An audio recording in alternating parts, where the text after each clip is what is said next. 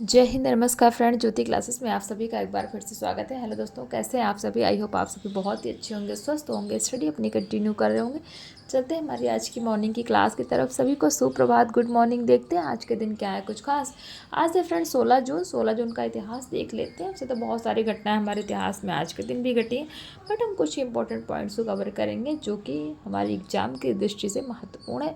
तो देखते हैं पहले फ्रेंड्स, आज तो 16 जून के दिन हम किस दिवस के रूप में मनाते हैं एक बार देख लेते हैं।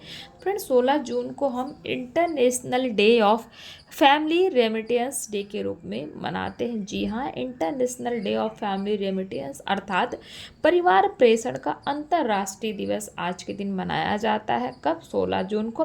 और इस दिवस को मनाने का उद्देश्य है कि यह दिवस दुनिया भर के प्रवासी वर्कर द्वारा अपने परिवारों को भेजे जाने वाले धन के महत्व को मान्यता देता है। तो ये तो हमने देख लिया कि आज के दिन को हम किस दिवस के रूप में मनाते हैं। और हाँ, प्रवासी से आप सभी अवगत होंगे। प्रवासी फ्रेंड्स जो अपने मूल स्थान से दूसरे स्थान पे जा कर के काम करते हैं, जैसे कोई राजस्थान का निवासी है और वो जा कर के तमिलनाडु में काम कर रहा है, या फिर जो कोई इंडिया का है वो जाके फॉरेन में, अमेरिका में, कहीं पर भी वो काम कर रहा है, तो उसको हम क्या कहते हैं? प्रवासी कहते हैं। यानी कि अब जो उसका मूल प्लेस है वहाँ से दूसरी जगह पे जाके जो काम करता है वो हमारा प्रवासी होता है। तो आज के दिन जो है फ्रेंड्स, हम परिवार प्रेषण का अंतर्राष्ट्रीय दिवस मनाते हैं। और यह दिवस मनाने का उद्देश्य मैंने आपको बता दिया कि पूरे वर्ल्ड भर के जो प्रवासी वर्कर होते हैं उनके द्वारा अपने परिवारों को भेजे जाने वाले धन के महत्व को मान्यता देना ही आज के दिवस को मनाने का उद्देश्य है। सेकंड पॉइंट देखेंगे तो 1930 में फोर्ड मोटर कंपनी की शुरुआत आज के ही दिन हुई थी। जी हाँ फ्रेंड्स, आज के ही दिन जो फोर्ड मोटर कंपनी है उसकी शुरुआत 16 जून 1903 अर्थात 16 जून 1903 को हुई थी। थर्ड पॉइंट हम देखेंगे तो आज के ही दिन 1950 अर्थात 1950 में हिंदी फिल्म की प्रसिद्ध अभिनेता मिथुन चक्रवर्ती का जन्म भी हुआ। तो जी हाँ, आज 16 जून को हिंदी फिल्म के प्रसिद्ध अभिनेता मिथुन चक्रवर्ती का जन्म भी आज के ही दिन है। तो ये तो हमने देख ली कुछ हिस्ट्री। अब चलते हैं हमारी होम साइंस की क्लास की तरफ। आई होप आज का इतिहास आपको समझ में आ गया होगा। देखते हैं आज की क्लास में हम पढ़ने क्या वाले फ्रेंड्स। तो आज की क्लास में हम करेंगे वृद्धि और विकास में संतुलित आहार का क्या महत्व है। हम पढ़ रहे थे ना, कवर कर रहे थे प्रीवियस क्लास। एक बार आपको रिवीजन करवा देती हूँ। तो ये देखिए, हमारा था प्रीवियस क्लास में हमने स्टार्ट किया था उत्तरजीविता, वृद्धि तथा विकास अर्थात सर्वाइवल, ग्रोथ एंड डेवलपमेंट हमने स्टार्ट किया था, जिसमें हमने उत्तरजीविता का अर्थ देखा था कि उत्तरजीविता क्या होता है। बाल मृत्यु दर के बारे में हमने पढ़ा था, बाल मृत्यु दर को कम करने के उपाय देखे थे। फिर वृद्धि और विकास के बारे में पढ़ा था, वृद्धि और विकास में अंतर भी हमने देखा था। विकास का क्षेत्र देखा था कि विकास का क्षेत्र कैसा है। तो इसमें हमारा जो है विकास का क्षेत्र बहुत ही ब्रॉड है, जिसमें हमने शारीरिक विकास, क्रियात्मक विकास, स्थूल क्रियात्मक विकास क्या होता है, सूक्ष्म क्रियात्मक विकास क्या होता है, संवेदनात्मक विकास क्या अर्थात कॉग्निटिव डेवलपमेंट के बारे में जाना था, संज्ञानात्मक विकास अर्थात सेंसरी डेवलपमेंट। तो बहुत सारे विकास के बारे में हमने पढ़ा था। जैसा कि मैंने आपको बताया, विकास का जो क्षेत्र है बहुत ही ब्रॉड है। इन सारे ही पॉइंट्स को हमने कवर किए थे प्रीवियस क्लास के माध्यम से। आई होप आपने इस क्लास को देखा होगा। बहुत इंपॉर्टेंट क्लास है, आप इसको मिस नहीं कर सकते हैं। एग्जाम्स में क्वेश्चंस बहुत बनते हैं ग्रोथ एंड डेवलपमेंट से।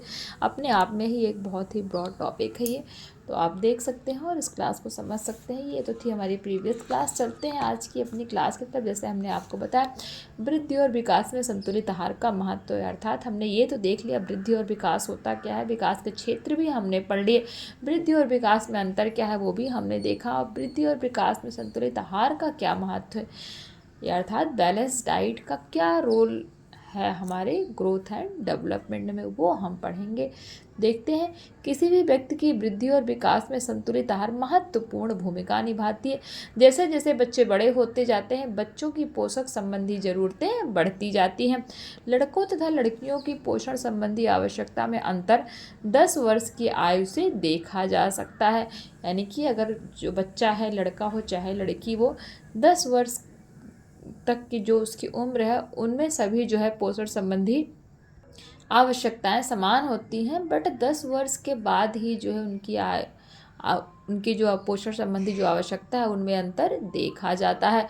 अब देखते हैं भारतीय आयुर्विज्ञान अनुसंधान परिषद अर्थात IGMR द्वारा बाल्यावस्था की आहार संबंधी आवश्यकताओं के आधार पर बाल्यावस्था का वर्गीकरण निम्न प्रकार किया गया है। किसके आधार पर? भारतीय आयुर्विज्ञान अनुसंधान परिषद अर्थात ICMR द्वारा बाल्यावस्था की आहार संबंधी आवश्यकताओं के आधार पर है कि बाल्यावस्था के लिए किस प्रकार की आहार की आवश्यकता होनी चाहिए, उसके आधार पर बाल्यावस्था का वर्गीकरण निम्न प्रकार किया गया है। क्या? शैशवावस्था, क्या जन्म से 6 माह तथा 6 से 12 माह तक। ये कौन कहता है? भारतीय आयुर्विज्ञान अनुसंधान परिषद अर्थात IGMR कहता है। शैशवावस्था की एज क्या बताई? जन्म से लेकर 6 माह तथा 6 से लेकर 12 माह तक, ये क्या है? शैशवावस्था। पूर्व विद्यालयी अवस्था यानी कि बच्चा जब तक स्कूल नहीं जाता तो पूर्व विद्यालयी अवस्था 1 से 3 वर्ष तथा 4 से 6 वर्ष। विद्यालयी वर्ष 7 से 9 तथा 10 से 12 वर्ष तक, यानी कि जब बच्चा स्कूल जाने लगता है तो 7 से 9 वर्ष तथा 10 से 12 वर्ष, ये इन्होंने वर्गीकृत किया है। किसको? बाल्यावस्था को वर्गीकृत किया है। अब देख लेते हैं वृद्धि तथा स्वास्थ्य। प्रायः माना जाता है कि सामान्य वृद्धि अच्छे स्वास्थ्य का संकेत है, लेकिन केवल सामान्य वृद्धि ही अच्छे स्वास्थ्य के लिए पर्याप्त नहीं है। इसके अतिरिक्त बच्चों के संपूर्ण विकास के लिए शिक्षा और मानसिक मजबूती भी आवश्यक है। जब बच्चे की शारीरिक जरूरतें पूरी हो जाती हैं और उनका परिवेश स्वस्थ विकास को प्रोत्साहित करता है तो सभी बच्चे जीवन के पहले 5 वर्षों में समान रूप से बढ़ते हैं। इसके विपरीत संक्रमण या रोगों से ग्रस्त होने पर वृद्धि में रुकावट आती है। भारत में समृद्ध परिवार के बच्चों की वृद्धि विकसित देशों के बच्चों के समान होती है। इसका मुख्य कारण उन बच्चों के माता पिता का शिक्षित होना है।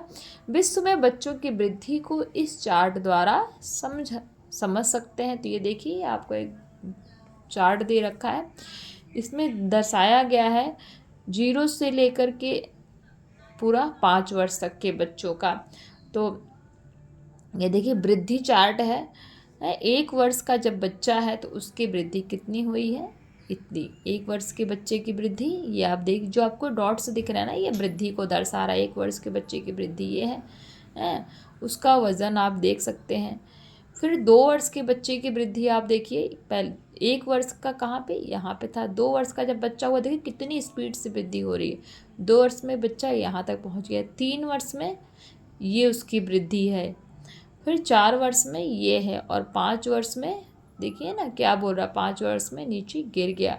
अर्थात जब बच्चा 1 से 4 साल तक तो बहुत अच्छी उसकी वृद्धि हुई, सामान्य वृद्धि हुई, बट 5 वर्ष में उसकी वृद्धि का जो है लेवल जो है डाउन हो जाता है उनकी वृद्धि का। जैसा कि आपको बताया हमने कि सभी बच्चे में 1 से 5 वर्ष तक के जितने भी बच्चे हैं सभी की वृद्धि समान होती है, एक जैसी होती है, सभी बच्चे एक ही तरीके से बढ़ते हैं।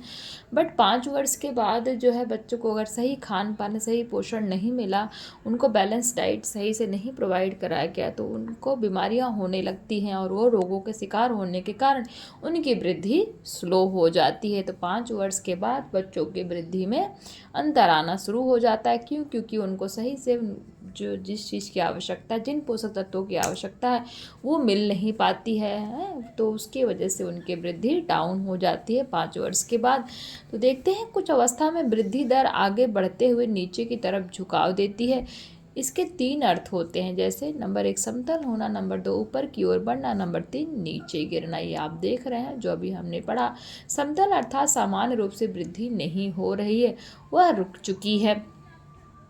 ऊपर की ओर बढ़ना, जिसमें वृद्धि अपनी गति से आगे हो रही है। तो ये देखिए हमने इसमें देखा ना, ये देखिए ऊपर की ओर बढ़ रहा है तो इसमें वृद्धि हो रही। नीचे गिरना अर्थात वृद्धि नीचे गिर गई है, इसमें कमी होती जा रही है। तो नीचे का ये देखिए ना, 5 वर्ष के बाद का बच्चा का जो वृद्धि है वो डाउन हो गया। तो किस लिए डाउन हो गया वो भी हमने आपको कारण अभी बताया। तो ये आप चार्ट के माध्यम से समझ सकते हैं अच्छी तरीके से कि वृद्धि तथा स्वास्थ्य का आपस में कितना अच्छा, मतलब बोल सकते हैं आप कैसा संबंध है। तो ये देखिए कुछ क्वेश्चंस भी है अभी जितने भी हमने पढ़े। तो उत्तरजीविता का अर्थ क्या बने रहना है? उत्तर जीविता का अर्थ क्या बने रहना। क्वेश्चन 2 कहता है अतिसार से होने वाली बच्चों के मृत्यु में भारत में कौन से स्थान पर, यानी कि अतिसार से होने वाले बच्चों के मृत्यु में हमारा जो भारत है वो कौन से स्थान पर। क्वेश्चन 3 कहता है विकास का संबंध किससे है। क्वेश्चन 4 भावनात्मक विकास किसके उद्भवन को संदर्भित करता है। क्वेश्चन 5 कहता है व्यक्ति की वृद्धि और विकास में कौन महत्वपूर्ण भूमिका निभाता है।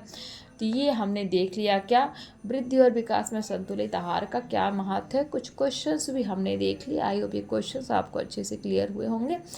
आज की क्लास को फ्रेंड्स यहीं तक करते हैं, और क्योंकि थोड़ा मुझे कुछ पर्सनल काम है तो क्लास आज 10 मिनट की ही रखते हैं, और फिर नेक्स्ट क्लास में हम करेंगे विकास की अवस्थाएं, नवजात के बारे में जानेंगे। बहुत ही अच्छे अच्छे जो टॉपिक है इनके बारे में हम कवर करेंगे। तो आज की क्लास को यहीं तक करते हैं, मिलते हैं हमारी नेक्स्ट क्लास में। तब तक के लिए जय हिंद, नमस्कार। हंसते रहिए, मुस्कुराते रहिए, एक दूसरे की हेल्प करते रहिए। धन्यवाद।